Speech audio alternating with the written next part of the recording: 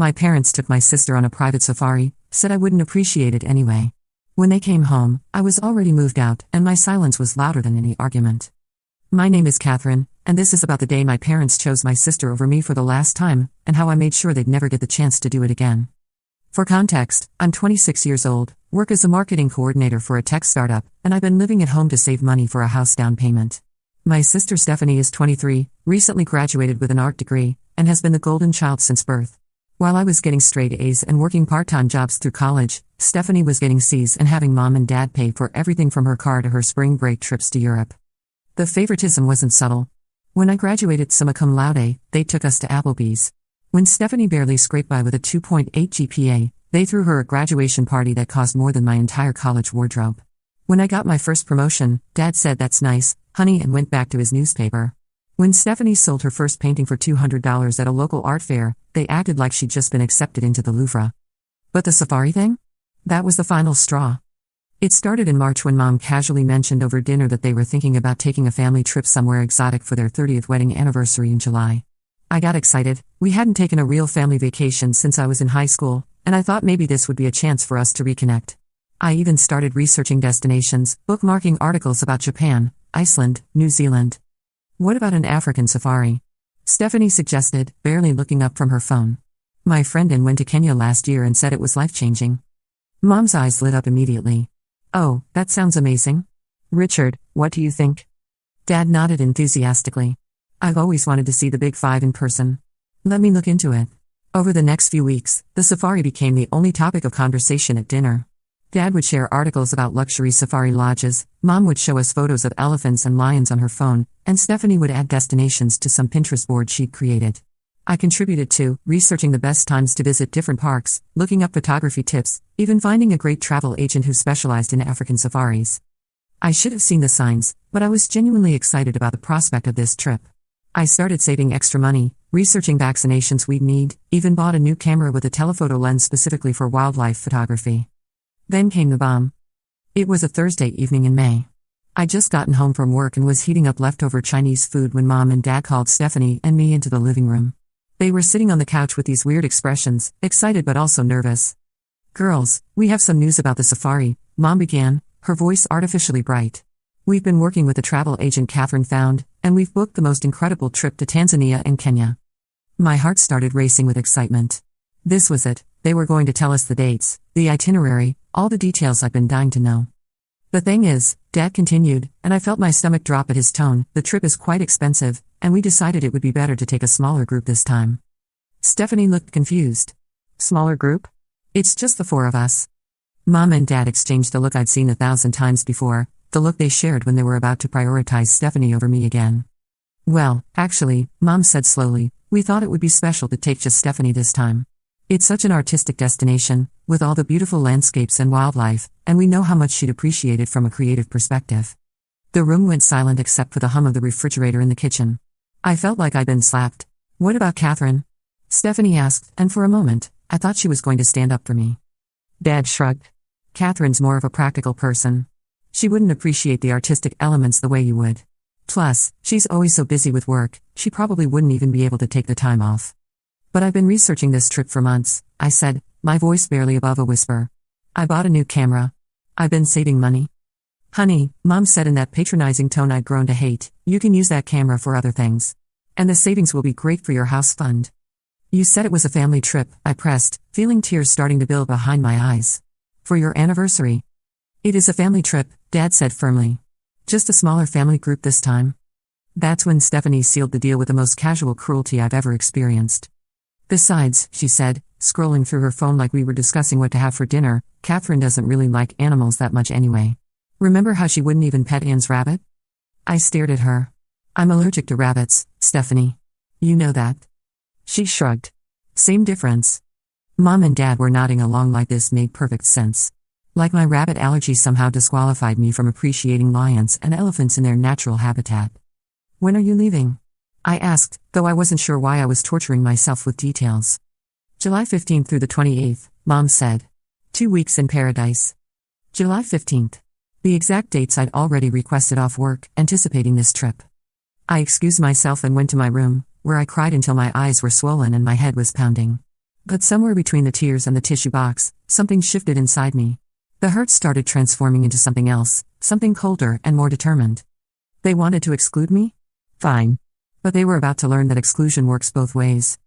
The next morning, I started making plans. First, I called my friend Helen, who worked in real estate. I need to find an apartment, I told her. Something available by mid-July.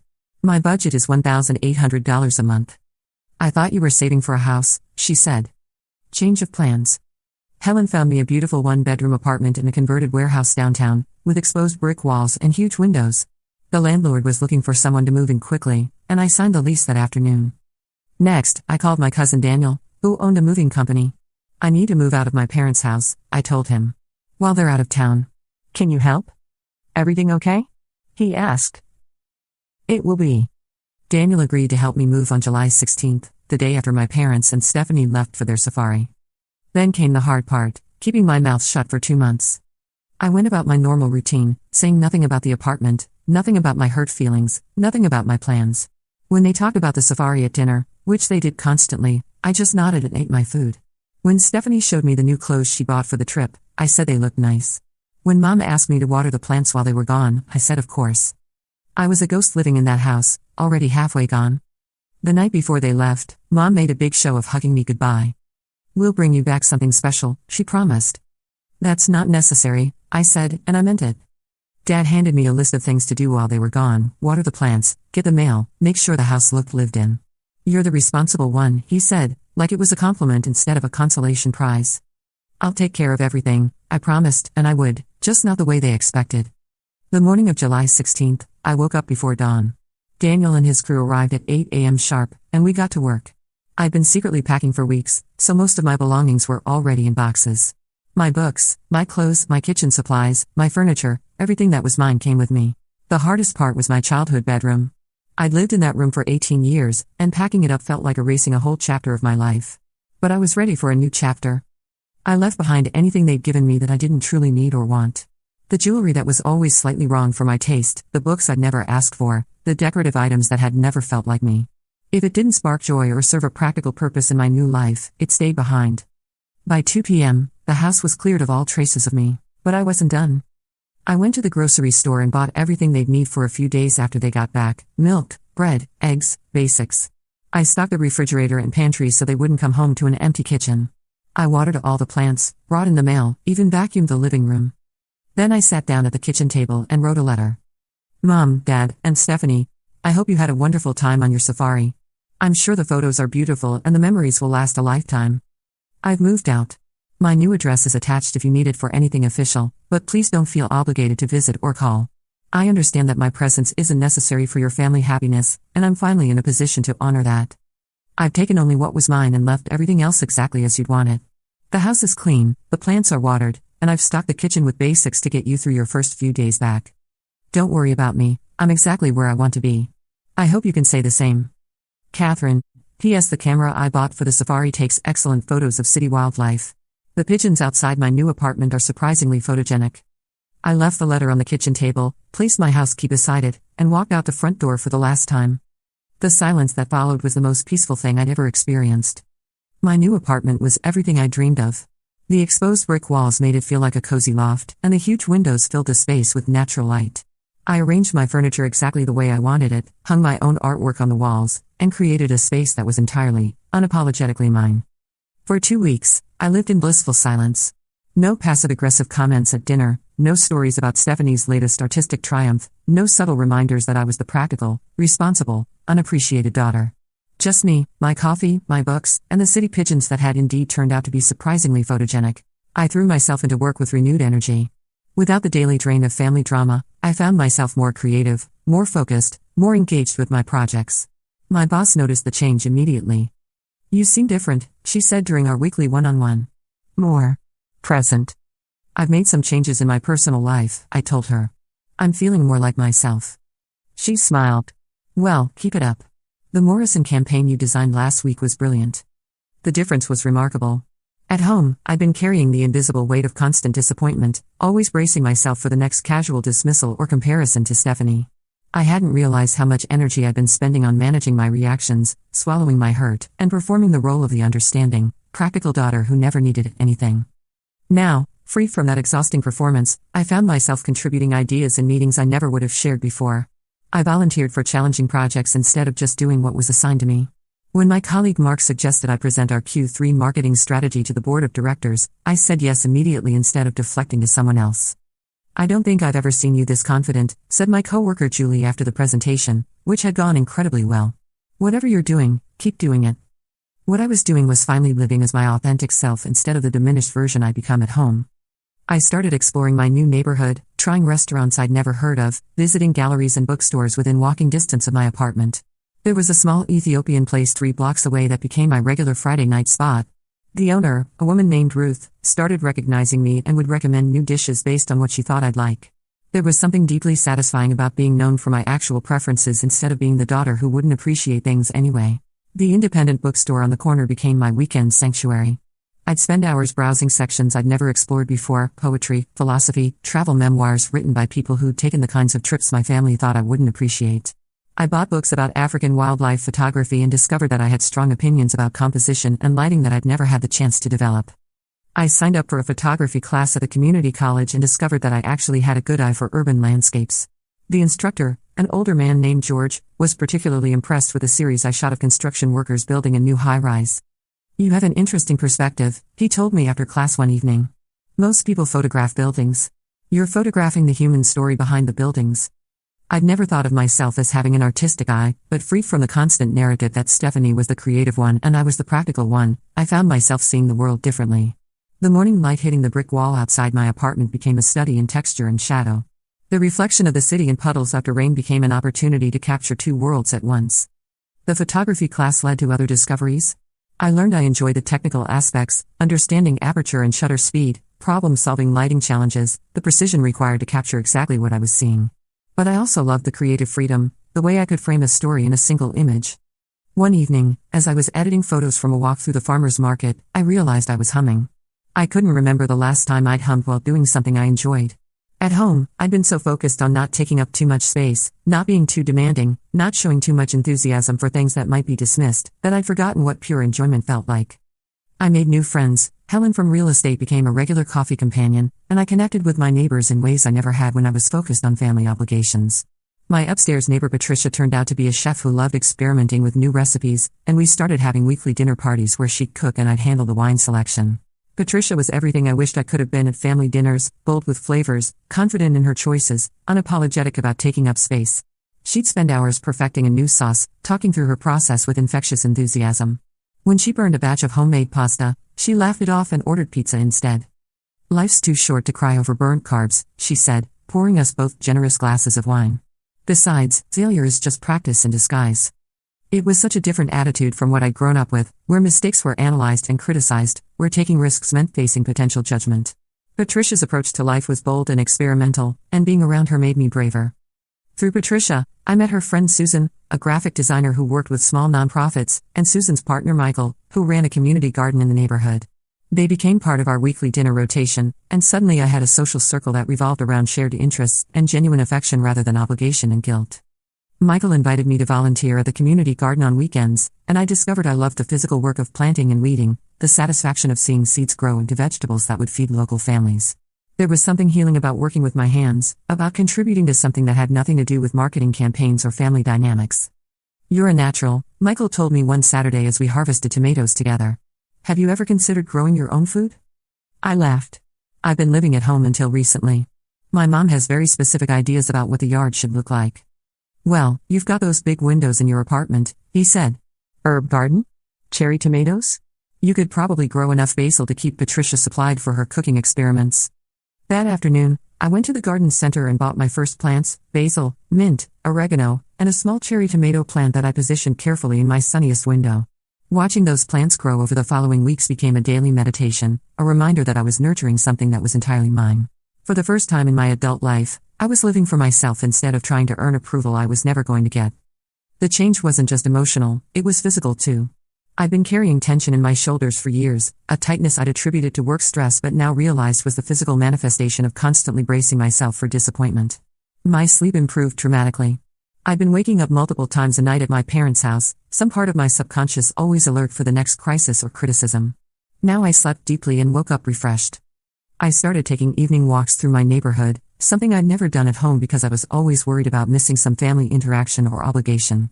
These walks became my favorite part of the day, an hour of pure solitude where I could process my thoughts, notice details about my surroundings, and simply exist without performing any particular role. During one of these walks, about 3 weeks after I'd moved out, I ran into my high school friend Jane at a coffee shop. We'd lost touch after graduation when she went to college on the West Coast, but she'd recently moved back to town for a job. "Catherine. Oh my God, it's so good to see you," she said, pulling me into a hug. "You look amazing. There's something different about you." We sat down to catch up, and I found myself telling her about the move, the new apartment, the photography class. I didn't mention the safari situation specifically, just said I decided it was time to live independently. "Good for you," Jane said firmly. "I remember your family dynamic from high school. Your sister was always the star, and you were always in the background taking care of everyone else." It was startling to hear someone else articulate what I'd never been able to name so clearly. "You noticed that? Are you kidding? It was obvious to everyone except you. Remember junior year when you got accepted to that competitive summer journalism program, but you turned it down because your parents wanted you to babysit Stephanie while they went on their cruise?" I did remember, though I'd buried that memory deep. I'd wanted that program desperately. It was at Northwestern and would have looked incredible on college applications. But Mom had said they were counting on me to watch Stephanie, and Dad had said the journalism program would still be there next year. It wasn't, they only offered it that one summer. I convinced myself it wasn't that important, I told Jane. But it was important. You talked about being a journalist for months. And when you gave it up, you just didn't. Like you decided your dreams weren't worth fighting for.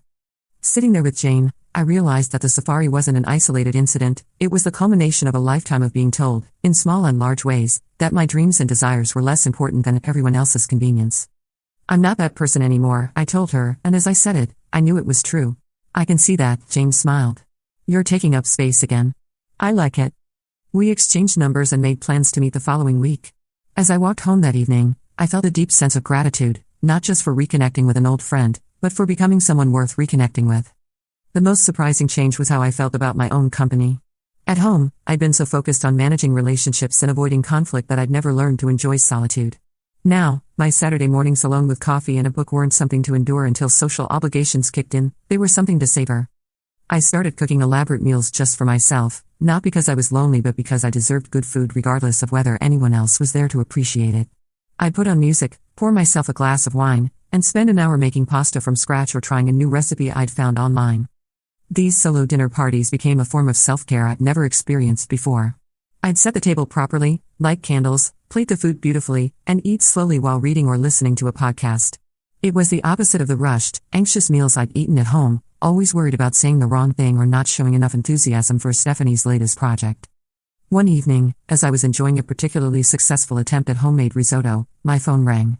It was my friend Sandra from college, whom I hadn't spoken to in months.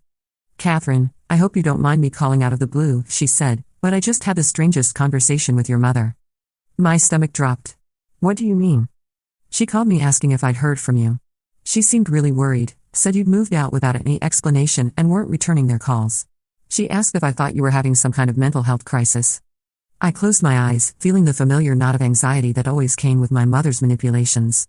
Even when I wasn't speaking to her, she was finding ways to control the narrative, to make my boundaries about my supposed instability rather than their behavior. "What did you tell her?" I asked. "I told her that you were an adult and if you weren't speaking to them, they should probably examine why instead of trying to go around you to your friends," Sandra said firmly. "But Catherine, what's really going on? I've never known you to cut off contact with anyone." I found myself telling Sandra the whole story, the safari, the casual dismissal, the years of feeling invisible in my own family.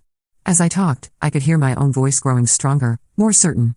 "Jesus, Catherine," Sandra said when I finished. "I had no idea it was that bad. I mean, I knew Stephanie was the golden child, but I didn't realize how much it was affecting you." "I didn't realize it either, until I wasn't living in it anymore," I admitted. "Are you happy?" she asked. "With the decision to move out, I mean?" I looked around my apartment, at the plants thriving in the window, at the photos I'd taken and framed on the walls, at the evidence of a life I was building entirely for myself. "I'm happier than I've ever been," I said, and I meant it completely.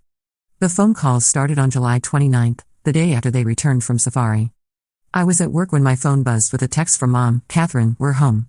Where are you?" I didn't respond. An hour later, Dad called. I let it go to voicemail. "Catherine, this is your father. We got your letter, and we need to talk. Come home so we can discuss this like adults. I deleted the message. Stephanie texted next, "What the hell, Catherine? Mom is crying." I blocked her number. The calls and texts continued for 3 days. Each message was more frantic than the last, but I didn't respond to any of them. I'd spent 26 years trying to communicate with these people, trying to explain my feelings, trying to be understood. The Safari decision had made it clear that communication was pointless. They'd already decided who I was and what I was worth to them. Now it was time for them to sit with the consequences of that decision. On Friday evening, I was cooking dinner when there was a knock at my door. I looked through the peephole and saw Mom, Dad, and Stephanie standing in the hallway looking exhausted and worried. I didn't open the door. "Catherine," Mom called through the door, "please, honey, we just want to talk." "We know you're in there," Dad added. "Your car is in the parking garage." I stood perfectly still, barely breathing, until they finally gave up and left. That weekend, Helen called to check on me. "Your parents stopped by the office," she said. "They wanted to know if I knew where you were." "What did you tell them?"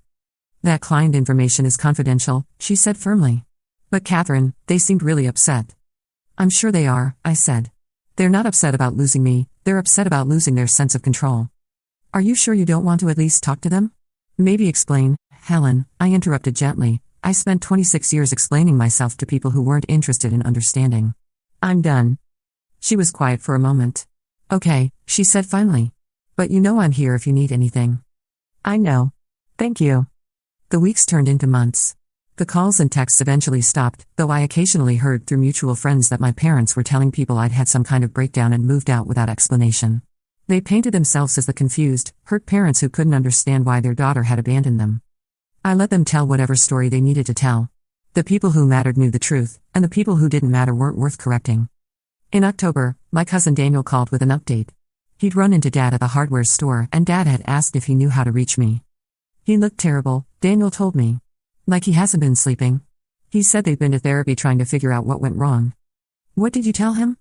"That if he wanted to reach you, he had your contact information from the letter you left."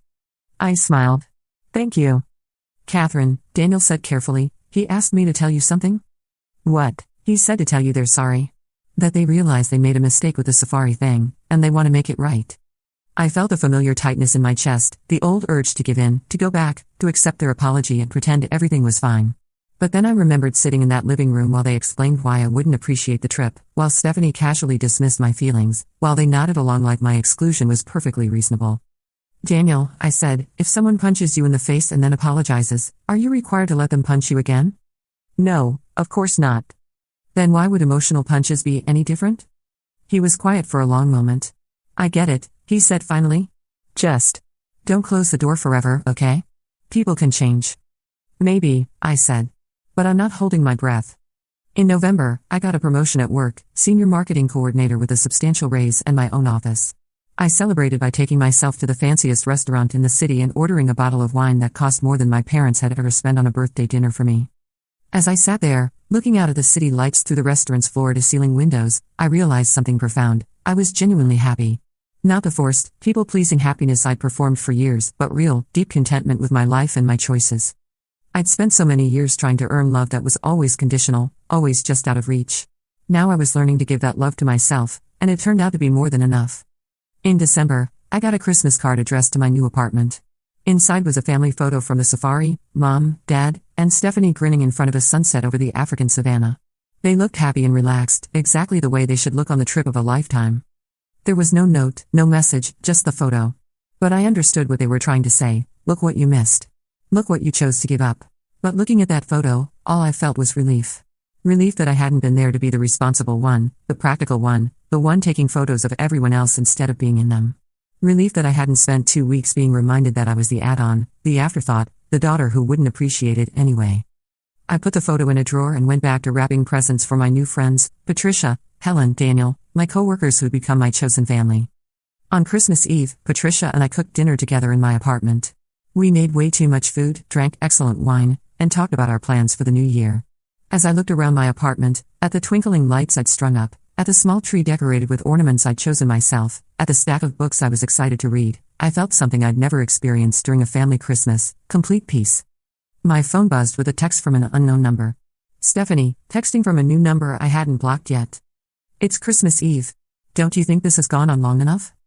I stared at the message for a long moment, then deleted it without responding. Patricia looked at me with concern.